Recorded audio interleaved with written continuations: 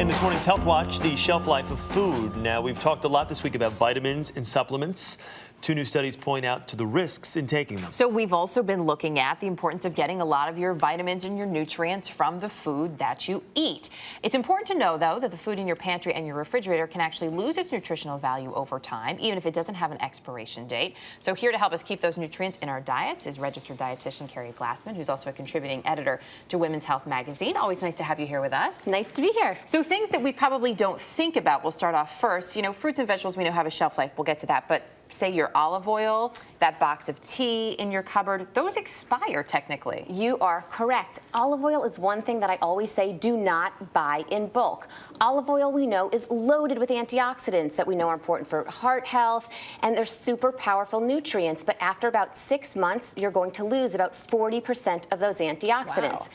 Tea as well, you want to store in a dark place in a sealed container, because after about 6 months, all of those powerful antioxidants lose about 32% of their power. I need to clean out my cupboards. You got to stay focused on that, because it's true, especially tea. People leave tea for years. Yeah. Well, even the olive oil, that surprises me. 6 months is not a very long period of time. I know I've got a olive oil also, you want to buy it in a stainless steel container or a dark colored glass. That will also help preserve the nutrients. So this clear glass that we have here is not ideal. Not ideal. Sorry, Philip. Oh, our bad. All right, let's talk about some fresh fruits and vegetables right now. Some of the nutritional value is depleted before you even get it home. Exactly. So you don't even have control over that, but there are things to think about. 2 main factors. One is ripeness. There are certain produce, like these peaches and apples, that actually they reach their peak ripeness after they've been harvested. So they need to be harvested early to make sure that then when they hit, your fridge or your table, you're getting the maximum amount of nutrition. Others get the most amount of vitamin C and reach their peak ripeness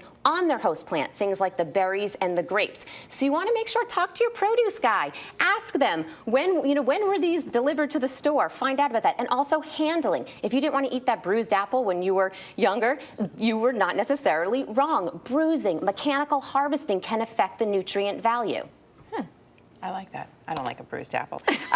Frozen fruits and vegetables, we talk a lot about if you can't get fresh ones or during the winter, this is a great alternative. So do they hold on to their nutrients and their vitamins? Absolutely. I love frozen fruits and vegetables because they are actually picked at peak ripeness, and then they're flash frozen. So they can actually have even more nutrients than some of the fresh fruits and vegetables you may be buying.